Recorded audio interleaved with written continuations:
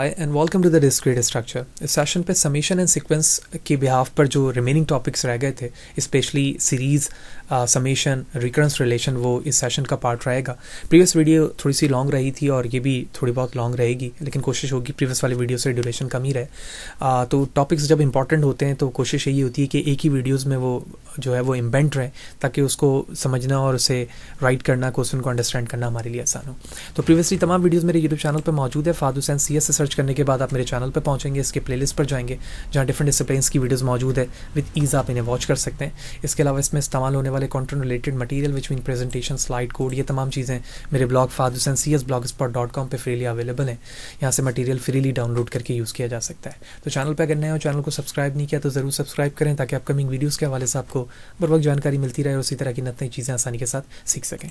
तो रोइजन की बुक को एज यूजुअल हम फॉलो कर रहे हैं। चैप्टर 2 पे टॉपिक 2.4 सीक्वेंसेस एंड समेशन है, उसका सेकंड पार्ट है ये। तो सबसे पहले हमें सीरीज़ की डेफिनेशन रिकॉल करनी होगी। प्रीवियस जब हमने सेशन स्टार्ट किया था तो वहाँ पर मैंने बेसिक चीज़ें ही जानी थी कि जब आप सीक्वेंसेस में प्लस साइन ऑपरेटर को इस्तेमाल करते हैं तो वो सीक्वेंसेस कन्वर्ट हो जाती है सीरीज़ में।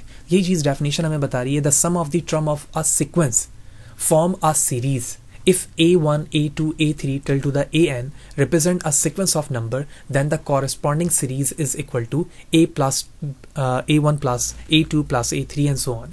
तो फॉर एग्जाम्पल अगर हमारे पास सीक्वेंसेस कुछ यूँ थे 1, 2, 3 and so on, तो मैं इसे 1 + 2 + 3 जब लिखूंगा तो ये सीरीज़ में कन्वर्ट हो जाएंगी।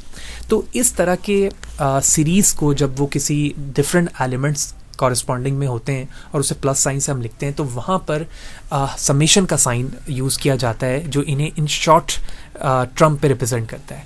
तो यहाँ पर एक समेशन साइन आप देख रहे हैं जो कुछ यूँ बनाया जाता है, ठीक है।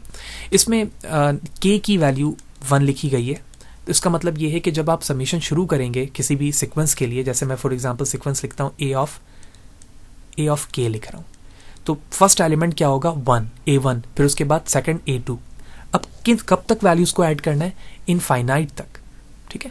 या इसी तरह इसकी जगह पर हम n टर्म लिखा हुआ देखते हैं, तो इसका मतलब ये हुआ कि 1 से स्टार्ट होगा और कहाँ तक जाएगा? इनफाइनाइट तक। और जब तमाम वैल्यूज़ होंगी वो आपस में ऐड होंगी। इस साइन को समेशन कहा जाता है। तो कंप्यूटिंग समेशन, अगर हमारे पास कोई एग्जाम्पल मौजूद है जिसमें A0 की वैल्यू 2 है, A1 3 है, A2 जो है फिर -2 है, A3 1 है और A4 0 है, तो इसे मुझे समेशन साइन से रिप्रेजेंट करना है। यानी समेशन साइन पे इन तमाम की एडिशन वैल्यूज़ कैसे लिखी जाएगी, देखें। तीन तरीके यहाँ पे लिखे गए। i की वैल्यू 0 से स्टार्ट हो, 4 i लिख लें, k लिख लें, कोई भी वैल्यूज़ आप यहाँ लिख सकते हैं। i की वैल्यू 0 से स्टार्ट होगी, 4 तक जाएगी। क्यों? फर्स्ट टर्म 0 है, A0, और लास्ट 4 है। a ऑफ i यानी फर्स्ट i की वैल्यू 0, फिर 1, फिर 2, फिर 2, 3, फिर 4 एंड सो ऑन। सेकंड में लिख सकता हूँ j = 0 to 2, और यहाँ पर रिप्रेजेंट किया 2 ऑफ j, यानी इस तरह से लिखा गया है a, फिर लिखा है 2.j। तो जब मैं 0 लिखूंगा तो ये 2 × 0 क्या हो जाएगा? 0। फिर 1 लिखूंगा तो 2 × 2, 2 लिखूंगा 2 × 4 एंड सो ऑन। तो इस तरह से इसकी रेंज कम हो गई। 0 से लेकर 2 तक जाऊंगा, लेकिन इन तमाम वैल्यूज़ को चेक करूंगा। तो जब मैं चेक करूंगा तो वही रिजल्ट हो जाएगा जो इसका है, यानी both are same. Third way पे यहाँ पे किया गया है कि k की वैल्यू 1 से लेकर 1 तक की जाए, लेकिन a ऑफ k, ठीक है, a ऑफ k यहाँ पर मौजूद है। तो a ऑफ k का मतलब ये है कि k की वैल्यू 1 से लेकर 1 ही तक जाएगी और फर्स्ट ही टर्म रहेगा। तो मैं यहाँ पर इस अप्रोच को यूज़ नहीं कर सकता। तो यहाँ पर एप्रोप्रिएट जो रूल है वो ये है जो हमारे क्वेश्चंस को फुलफिल कर रही है, ठीक है। लेकिन अगर आप इसके सोल्यूशन को देखें तो सोल्यूशन कैसे मिसमैच होगा। फर्स्ट में हमारे पास एलिमेंट सारे ऐड हो रहे हैं, बिल्कुल ठीक आ रही है वैल्यू 4, लेकिन सेकंड पे जब मैं 2 ऑफ j पर जा रहा हूँ तो ये वाली वैल्यू आ रही है, ये आ रही है, ये आ रही है, लेकिन a ऑफ 3 ही कंक्लूड नहीं हो पा रही है इसमें। तो ये भी रॉन्ग हो गया, ये भी रॉन्ग हो गया। समेशन को रिप्रेजेंट करने का तरीका बिल्कुल यूं हो सकता है जो b और c में मौजूद है, लेकिन बेस्ड ऑन द क्वेश्चन जो यहाँ पर हमें दिया गया था उसके मुताबिक b और c रॉन्ग है, ठीक है।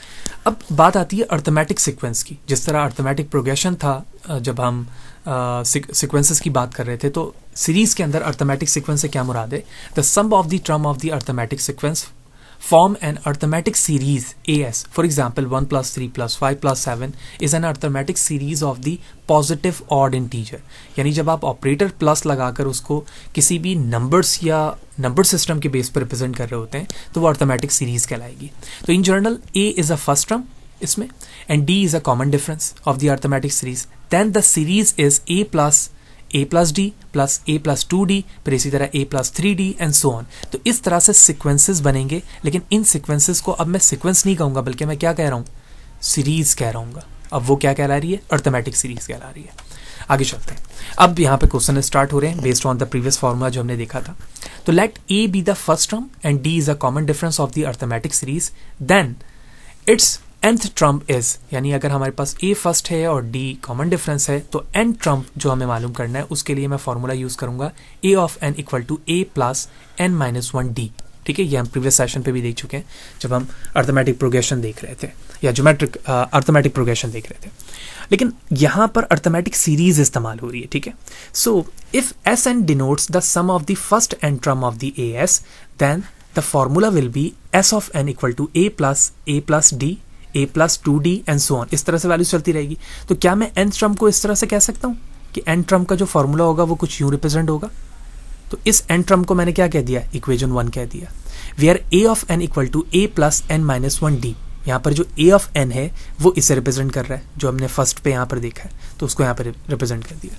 अब मैं इसे रीराइट कर रहा हूँ, किसे, जो इक्वेशन ऊपर मौजूद थी। तो मैंने कहा a of n plus a n minus D plus a n minus 2d plus a plus n plus 2d and so on. तो इस तरह से ये सिक्वेंसेस जनरेट होते गए, टर्म्स को हमने ऐड किया और ऐड करने के बाद हमें एट लास्ट वो फॉर्मूला मिल गया जो हम अर्थमेटिक सीरीज में इस्तेमाल करेंगे, that is nothing but n divide by 2a plus n minus 1d। यानी इन फॉर्मूलाज दोनों में से एक कोई इक्वेशन इस्तेमाल हो जाएगी। इसके जरिए से आप अर्थमेटिक सीरीज के क्वेश्चंस को या प्रॉब्लम को सॉल्व कर रहे होंगे। तो ये प्रूवमेंट की एक स्लाइड्स थी जिसको मैंने शॉर्टली बता दिया कि हम किस तरह से इस फॉर्मूले को प्रूव कर रहे हैं। ठीक है, थोड़ा सा आप इसमें टाइम देकर तमाम स्टेप्स को समझ सकते हैं। प्रॉब्लम पे चलते हैं ताकि हम इनडायरेक्टली इस फॉर्मूलेस को यूज़ करके देख सकें कि अर्थमेटिक सीरीज पे ये कैसे यूज़ होते हैं। Okay, so find the sum of the first n natural number, यानी फर्स्ट n नेचुरल नंबर का हमें सम मालूम करना है। तो हम जानते हैं कि फर्स्ट n नेचुरल नंबर के लिए जो बेसिक फार्मूला इस्तेमाल होता है वो कुछ यूँ होता है, n प्लस 1 डिवाइड बाई 2। अब nth की जो भी वैल्यूज आप पुट करेंगे उस बेस पर आपको फ्रॉम द 1 स्टार्टिंग नंबर उस नंबर तक के तमाम वैल्यूज का सम पता चल जाएगा। लेकिन अर्थमेटिक सीरीज के जरिए से कैसे सॉल्व होगा? Let s of n that is start from 1 plus 2 plus 3 and so on. तो मैं 1 से लेकर 10 तक की वैल्यूज का ऐड देखना चाहता हूँ। So based on this clearly the right hand side form of the arithmetic series, first term हमारा a है, कॉमन डिफरेंस हमारा क्या आ रहा है, 1 आ रहा है, क्योंकि आप सेकंड से फर्स्ट को सब्ट्रैक्ट करें क्या आएगा, 1 आएगा, 3 को 2 से करें 1 आएगा एंड सो ऑन। और nth हमारा n ही है, यानी फॉर एग्जांपल आप 10 लिखे होगे तो 10 के बेस पर हो जाएगा। तो फॉर्मूला फ्रॉम दिस स्लाइड हमारे पास क्या था, n divide by 2 multiply by a plus n minus 1d। तो n a की वैल्यू क्या थी, 1, वो लिख दिया मैंने, d की वैल्यू 1 वो भी लिख दिया। nth हमारे पास अननोन है, तो n divide by 2n minus 1 किया, यहाँ से मैंने कॉमन लिया, 2 की वैल्यू से यहाँ पर कैंसिल और होल पे डिवाइड हो जाएगी 2, तो मैं डायरेक्टली लिख सकता हूँ n प्लस 1 डिवाइड बाई 2। ये वो सीक्वेंस है जो n टर्म का सम आपको मालूम करेगा। अब अगर nth की जगह 10th लिखा जाता क्वेश्चन में, तो मैं n की जगह 10 लिखूंगा, तो ये हो जाएगा 11 डिवाइड बाई 2। जो भी इसकी वैल्यूज आएगी आप इसे x के फॉर्म पे कह सकते हैं, that will be the answer of your question. Very simple. The sum of the term of the geometric series from a geometric series for example this. अब अर्थमेटिक सीक्वेंस पे हमने एक फार्मूला जनरेट करना देख लिया और उसको किस तरह से सॉल्व किया जाएगा वो हमने देख लिया कि किस तरह से a और d की वैल्यूज होगी। बस हमें ये फार्मूला याद रखना है और इसी फार्मूले के जरिए से किसी भी तरह के क्वेश्चन सॉल्व हो सकेंगे, किसमें, अर्थमेटिक सीरीज के अंदर। अब आ रहे हैं हम ज्योमेट्रिक सीरीज के। तो ज्योमेट्रिक सीरीज के अंदर हमें जो क्वेश्चन दिया गया 1 plus 2 plus 4 plus 8 plus 16। So in general a is a first term and r is a common ratio. अगर आपने फर्स्ट सेशन देखा हो तो मैंने वहाँ पर बताया था कि जब मैं अर्थमेटिक सीक्वेंस और ज्योमेट्रिक सीक्वेंस कर रहे थे तो अर्थमेटिक सीक्वेंस में हमने देखा था कि कोई कांस्टेंट वैल्यूज़ ऐड हो रही थी और ज्योमेट्रिक सीक्वेंस के अंदर हमने देखा था कि कोई कांस्टेंट वैल्यूज़ मल्टीप्लाई हो रही थी प्रीवियस टर्म से। सेम यहाँ पर अर्थमेटिक सीरीज़ और ज्योमेट्रिक सीरीज़ में हो रहा है। अर्थमेटिक सीरीज़ में पॉजिटिव नंबर कोई ऐड हो रहा है, जबकि ज्योमेट्रिक सीरीज़ में कोई कांस्टेंट वैल्यूज मल्टीप्लाई हो रही है। कैसे, देखो, अगर आप इस वैल्यूज पर देखो तो 1 को अगर मैं 2 से मल्टीप्लाई करूं तो 2 आ जाएगा, 2 को 2 से मल्टीप्लाई करूं 4 को 2 से करूं 8 को 2 से करूं 16, यानी आप हर जगह नंबर कौन सा देख रहे हो, 2। तो यहाँ पर इस सीरीज में 2 आपका क्या हुआ, कॉमन रेशो हुआ। तो उस कॉमन रेशो को आप r से रिप्रेजेंट करेंगे और a फर्स्ट टर्म है तो फर्स्ट टर्म यहाँ पर क्या है 1, इस तरह से आप क्वेश्चन को अंडरस्टैंड करेंगे। सो इसका जो गिवन सीरीज नंबर्स है लिखने का तरीका वो है a plus A R plus A R square plus A R cube, यानी ये फर्स्ट टर्म, ये सेकंड टर्म, ये third term, fourth and so on. अब यहाँ पे स्ट्रिंग को भी बताया गया है। स्ट्रिंग का मतलब ही यही है कि आप कोई सीरीज जनरेट कर रहे हैं। So string as a finite sequence of the character from a finite set and alphabet. Sequence और of character or bits are important in computer science. So the empty set is represented by lambda. The string ABCD has a 5 length, यानी आपके पास अगर कोई string blank आ रही है, empty आ रही है, तो आप उसे lambda से represent करेंगे। इसी तरह अगर आपके पास एक इस तरह से values लिखी गई है तो उसकी length string की क्या है, 5 है। अगर मैं इसके सबसेट बनाऊँ तो एक A हो सकता है, AB हो सकता है, ABC हो सकता है, ABCD हो सकता है, ABCDE बाय इटसेल्फ हो सकते हैं, एंड मल्टीपल आप इसको स्ट्रिंग के फॉर्म पे लिख सकते हैं। तो ये फाइनाइट सीक्वेंस है कैरेक्टर्स की जो स्ट्रिंग के फॉर्म पे यहाँ पे लिखी गई है। तो बड़ी इंपॉर्टेंट चीज़ें अभी तक हम जान चुके हैं कि अर्थमेटिक सीरीज़ का फॉर्मूला क्या है, किस तरह से हम उसको अंडरस्टैंड करते हैं, ज्योमेट्रिक सीरीज़ क्या है और हम उसे किस तरह से अंडरस्टैंड करते हैं। So the next term is a recurrence relation. अब रिकरेंस रिलेशन क्या है और उसे हम किस तरह से अंडरस्टैंड करते हैं। देखो बड़ा आसान सा टॉपिक है ये। पहले फार्मूला समझने से पहले हम इसकी डेफिनेशन समझते हैं। A recurrence relation for a sequence a of n is an equation that express a of n in term of one or more of the previous term of a sequence. यानी जो ए of N sequence है आपकी equation में, उसके next term को represent करने के लिए आप प्रीवियस वाले टर्म को यूज करते हो। तो जो एक ऐसी सीक्वेंस जिसमें नेक्स्ट आने वाले टर्म प्रीवियस वाले टर्म को यूज करे जनरेट करने के लिए, उसे हम रिकरेंस रिलेशन कहते हैं। कैसे? The namely a naught a1 n-1 for all integer n with n is greater than equal to n naught, where n naught is a non-negative integer, यानी जो फर्स्ट टर्म होगा n naught वो non-negative integer है। A sequence is called a solution of a recurrence relation if its term satisfy the recurrence relation। यानी किसी sequence को मैं उस वक्त सोल्यूशन कहूँगा ऑफ अ रिकरेंस रिलेशन जब वो सेटिस्फाई करे रिकरेंस रिलेशन को, यानी जो भी सीक्वेंस है वो रिकरेंस रिलेशन को सेटिस्फाई कर रही हो। एग्जाम्पल देखेंगे, बात समझ में आएगी। The initial condition for a sequence specify the term that precede the first term where the recurrence relation takes effect. Example, let A of n be the sequence that satisfy the recurrence relation A of n equal to A n-1 plus 3। ये हमें एक formula दिया गया, आप sequence को समझ लें। n की वैल्यू से स्टार्ट हो रही है 1 से सो ऑन। सपोज जो फर्स्ट टर्म है A0 वो 2 है और हमें A1 A2 A3 मालूम करना है। A0 की वैल्यूज पता चल गई। देखो जब मैंने A0 मालूम किया ना 2 के साथ, तो क्या वैल्यूज बनेगी? A1 equal to A0 plus 3। तो फॉर्मूले पे वैल्यू पुट करना शुरू करते हैं। अभी हमने एक कॉन्सेप्ट देखा कि रिकरेंस में नेक्स्ट टर्म जो होगा वो प्रीवियस वाले टर्म को यूज करेगा। कैसे? देखो A0 की इनिशियल वैल्यूज बता दी गई क्वेश्चन में कि वो क्या है, 2 के बराबर है। तो मुझे अब A0 के बाद क्या मालूम करना होगा? A1। ठीक है, A1 मालूम करना शुरू करते हैं। मैंने लिखा A1 equal to A0 plus 3। क्यों? यहाँ देखो लिखा हुआ है A की पावर A2 n-1। तो n की वैल्यूज क्या है? 1। तो 1 - 1 क्या हो जाएगा? नॉट। A0 लिख दिया है तो A0 ऑलरेडी फाइंडेड है, तो मैं कह सकता हूँ कि प्रीवियस वाली वैल्यूज आ गई। तो प्रीवियस क्या है? 2। फॉर्मूले के मुताबिक 3 वैसे लिख दिया, 5 आ गया। 2 मालूम करना है। जब 2 मालूम करना है तो यहाँ पर A1 आना चाहिए इसकी जगह पर, या फिर आप डायरेक्ट वैल्यूज पुट करके देख लो वही है। तो ये वैल्यूज यहाँ पर आ गई, प्रीवियस ये हो गया। फिर A3 मालूम कर रहा हूँ, ये वाली वैल्यूज यहाँ गई, एंड सो ऑन। तो सीरीज बनती जा रही है 2, 5, 8, 11 and so on using the concept of the recurrence relation। ठीक है, तो सीक्वेंस के बेस पर रिकरेंस रिलेशन को हमने इस्तेमाल होता हुआ देखा और हमें लॉजिक समझ में आ गई कि किसी सीक्वेंस को हम कब solution of the recurrence relation कहेंगे, जब वो सेटिस्फाई करे रिकरेंस रिलेशन को। और रिकरेंस रिलेशन बाय इटसेल्फ क्या है कि जो नेक्स्ट टर्म आएगा वो प्रीवियस वाले टर्म को यूज कर रहा होगा। एग्जाम्पल मजीद देखते हैं। Let a of n be the sequence that satisfy the recurrence relation A(n-3)। ठीक है, ये तो बिल्कुल वही है जो अभी हमने यहाँ पर देख लिया। ठीक है, इसी चीज़ को यहाँ पर बताया गया और ये उसका सोल्यूशन है। नेक्स्ट में अगर आप देखें तो AN(n-1) माइनस AN-2 है। तो सिर्फ और सिर्फ क्या किया गया है, इस फॉर्मूले को जो यहाँ पर मौजूद था 3 की जगह पर एक्सटेंड करके ये लिखा गया है। और n की वैल्यू स्टार्ट हो रही है 2 से। इन्होंने 2 इनिशियल टर्म हमें दी हैं, A0 दे दिया है और A1 भी दे दिया। तो इसका मतलब ये है कि मुझे क्या मालूम करना है? A2 मालूम करना है और A3 मालूम करना है। Very simple. देखो A2 के लिए मैंने यहाँ पर ये लिखा हुआ फॉर्मूला और बाकी वैल्यूज़ के लिए, तो हम डायरेक्टली क्या कर लेते हैं, A3 के लिए सॉल्व करते हैं। अगर मैं ये कहूँगा A3, तो क्या मैं ये कह सकता हूँ कि A3 बराबर हो जाएगा यहाँ पर ए नॉट, ठीक है, सॉरी A2, तो A2 का मतलब क्या हो गया कि A not plus A1, right. Directly अगर मैं फॉर्मूले के जरिए से इसे सॉल्व करूं तो ये हो जाएगा A2 A n-1, तो n-1 का मतलब क्या है, किस टर्म को मालूम कर रहा हूँ, 2 को, तो 2-1 किसके बराबर हो गया, 1, ठीक है।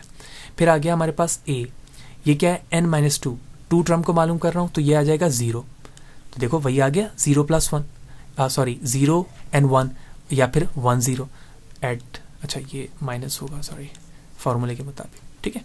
तो जो टर्म्स आई हैं मैं वैल्यूज लिख सकता हूँ, तो वो टर्म्स क्या हैं, अगर मैं A1 देखूँ तो वो 5 है, -3, वैल्यूज क्या बन जाएगी, 2, and it's prove that first term हमने मालूम कर लिया। इसी तरह सेकंड टर्म आप देखें तो वो -3 के बराबर आ रही है, और -3 जो होगा वो A3 होगा, तो मैं इन शॉर्ट लिख सकता हूँ A3 = -3। That's cool. Next one. Let A and be a sequence that satisfy the recurrence relation A and n-, अच्छा ये बिल्कुल वही चीज़ जो है नेक्स्ट स्लाइड से मैंने ली हुई है, तो सेम स्टेप्स के साथ यहाँ पर उसी क्वेश्चंस को सॉल्व करके दिखाया गया है जो बुक में मौजूद है। तो रिकरेंस रिलेशन की लॉजिक आपको समझ में आ गई होगी होपफुली, कि रिकरेंस रिलेशन पे जब हमें कोई फार्मूला दिया जाता है तो वो प्रीवियस टर्म को किस तरह से यूटिलाइज करता है, और based on the n values आप पुट करके उसे फाइंड कर सकते हैं। So the next example are compound interest, very important concept है, और ये स्लाइड्स में ऐड करने का पर्पस जो है बुक से लिया गया क्वेश्चन है। क्वेश्चन समझते हैं। Suppose that a person deposit $10,000 in a saving account at a bank yielding 11% per year will interest compound annually, how much will be account after 30 years। यानी एक पर्सन है जो 10,000 बैंक अकाउंट में profit based account पर deposit करवाता है, जिसको annually जो है वो 11% प्रॉफिट मिलेगा, तो 30 साल के बाद आफ्टर 30 ईयर उसे कितना प्रॉफिट होगा, ये चीज़ हमें प्रूव करनी है, या सॉल्व करके बताना है कि कितना होगा by the using the concept of the recurrence. देखो सबसे पहले तो हमें इनिशियल वैल्यू का पता होना चाहिए ना, तो इनिशियल वैल्यूज़ जो यहाँ पर हमें पैसे की दी गई है वो 10,000 है, तो मैंने उसे P0 से इंडिकेट कर लिया। अब P1 पर जाने के लिए सबसे पहले तो मुझे ये देखना होगा कि उसको परसेंट कितना देना है, तो P1 मैंने यहाँ पर कहा कि 1.11, तो 11% को अगर मैं डेसिमल नंबर के साथ लिखूंगा तो वो 1.11 होगा, वो मैंने यहाँ लिखा। अब ये 1.11 P0 से मल्टीप्लाई होगा, क्यों, क्योंकि ओरिजिनल इसके पैसे 10,000 थे, तो वो मैंने P0 पे लिख दिया। अब जब मैं इसमें मल्टीप्लाई करूंगा तो जो भी वैल्यूज यहाँ पर आएगी x, वो इसकी कितनी होगी, 1 ईयर की होगी, यानी 1 साल बाद जो उसको प्रॉफिट होगा वो इसकी x वैल्यू होगी, राइट, ठीक है। लेकिन मुझे 30 तक जाना है तो मुझे P0 लिखना होगा, P2 लिखना होगा। P2 क्या हो जाएगा, 1.11 होगा, लेकिन जो पैसे यहाँ पर हो चुके होंगे उसके साथ प्रॉफिट मल्टीप्लाई हो जाएगा, तो वो क्या बन जाएगा, 2 साल की, फिर 3 साल 4 साल, इस तरह से वैल्यूज बनती रहेगी। तो based on the recurrent relation क्या मैं P30 को ये कह सकता हूँ, कैसे, देखो इनिशियल वैल्यू इनिशियल वैल्यू तो हमारे पास क्या है 1.11, मैं यहाँ पे इनिशियल वैल्यूज क्यों कह रहा हूँ, क्योंकि ये प्रॉफिट है 1.11 जो क्वेश्चन में दिया गया था, और पावर 30 करने का मतलब यहाँ पर ये है कि पावर 30 का मतलब है 30 ईयर, nth की वैल्यू मिल गया हमें, ठीक है।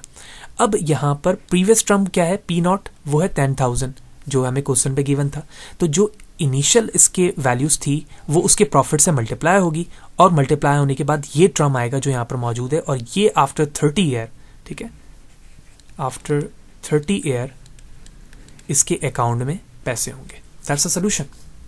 होपफुली ये आपको क्वेश्चन अंडरस्टैंड हुआ होगा कि रिकरेंस रिलेशन मैंने यहाँ पर कैसे यूज किया है। The next term is a Fibonacci series. The concept is also using a recurrence relation. हम Fibonacci पे जानते हैं the first term and the second is 0 and 1, and based on this the third term will be the sum of the previous 2। तो 0 1 1 हो गया, फिर इन दोनों का सम क्या हो गया 2, 2 and 1 का क्या हो गया 3, फिर क्या हो गया 5 एंड सो। यानी आप 2 टर्म को ऐड कर रहे हैं, इन दोनों को, इन दोनों को, इन दोनों को, इन दोनों को, इन दोनों के बाद ये हो जाएगा 8 एंड सो ऑन, ये सीक्वेंस चलते रहेंगे। तो आप देखें कि जब आप नेक्स्ट टर्म पे जा रहे हैं तो प्रीवियस वाले 2 टर्म को यूज कर रहे हैं, यहाँ जा रहे हैं तो इन दोनों को यूज कर रहे हैं, तो रिकरेंस का कॉन्सेप्ट यहाँ पे यूज हो गया। तो F0 और F1 आपकी initial first and second term है, और जब मैं नेक्स्ट पे जाने लगूंगा तो देखो ये वो कॉन्सेप्ट है जो रिकरेंस का यहाँ पर इस्तेमाल हो रहा है। Fn = Fn-1 यानी प्रीवियस वाला, और Fn-2 है उससे भी एक प्रीवियस वाला, तो लास्ट 2 प्रीवियस लाने के लिए हमने यहाँ पे यूज किए। अगर मुझे सेकंड टर्म पे जाना है, थर्ड टर्म पे जाना है, fourth, fifth and six, same logic के साथ में यहाँ पर वो कॉन्सेप्ट इस्तेमाल कर रहा हूँ जो मैंने यहाँ पर बताया। That is a proper example of the recurrence relation. So recurrence के बाद हमारे पास जो एक अप्रोच आती है आइट्रेटिव सोल्यूशन एग्जाम्पल, जिसमें हम फॉरवर्ड सब्स्टिट्यूशन करते हैं और इसी तरह बैकवर्ड सब्स्टिट्यूशन करते हैं। मेथड 2 हैं, पहले मेथड 1 को समझते हैं। तो working upward forward substitution, let a and b are sequence that satisfy the recurrence relation. और ये रिकरेंस रिलेशन को सेटिस्फाई कर रहा है फॉरवर्ड सब्स्टिट्यूशन पे। क्या मतलब है इसका समझते हैं। ए ऑफ एन दिया गया है हमें ए एन -1 + 3, यानी जब मैं नेक्स्ट टर्म पे जाऊंगा तो प्रीवियस वाले टर्म को यूज करूंगा। Where n = 2, 3, 4। तो सपोज आपके पास जो फर्स्ट टर्म है a1 वो है 2। तो अब मैं a2 मालूम करूंगा तो ये फॉर्मूला क्या हो जाएगा, देखो इस फॉर्मूले को मैं यहाँ यूज कर रहा हूँ। तो ये हो गया a of 2 = 2 - 1। जब मैं 2 - 1 करूंगा तो मैं क्या कह सकता हूँ, a of n + 3। तो a of n क्या है, 2 + 3 कांस्टेंट। नेक्स्ट टर्म क्या आ गया, 5। ये देखो। फिर इसी तरह से मैं थर्ड पे जा रहा हूँ तो क्या आ गया, ये। तो आप इसको ऐड कर लें, 6, ये हो जाएगा 8, ठीक है। इसी तरह से यहाँ जाए 9, 11, तो ये हो जाएगा 8, ये हो जाएगा 11 एंड सो ऑन। तो ये फॉरवर्ड सब्स्टिट्यूशन है, यानी मैं आगे की तरफ जाता जा रहा हूँ, सब्स्टिट्यूट करते जा रहा हूँ, वैल्यूज मिलती जा रही है। और मैं nth तक जाऊँगा तो हमारे पास आ जाएगा 2 + 3 और n - 1 हमारे n टर्म के लिए है। ओके, जो नेक्स्ट हमारे पास अप्रोच है मेथड 2 के अंदर, वो है हमारे पास डाउनवर्ड, ठीक है। डाउनवर्ड से क्या मुराद है, सेम एग्जांपल ली गई है, ए ऑफ एन सीक्वेंस के साथ है। सेटिस्फाई कराना है रिकरेंस रिलेशन को। जो सीक्वेंस फार्मूला दिया गया है वो an n-1 + 3 है। n की वैल्यूज़ जो है वो 2 से स्टार्ट हो रही है ऑनवर्ड। इनिशियल a1 जो है वो 2 दिया गया है। यहाँ पर जो अप्रोच हमें समझना है वो ये है कि अपवर्ड का मतलब ये कि हम ऊपर से नीचे की तरफ जा रहे हैं अपवर्ड वैल्यूज़ को, और डाउनवर्ड का मतलब ये है कि हम नीचे से ऊपर की तरफ वैल्यूज़ को रीड कर रहे हैं, ठीक है। अप्रोच सेम है, लॉजिकली तमाम वैल्यूज़ को लिखने का तरीका भी वैसी है।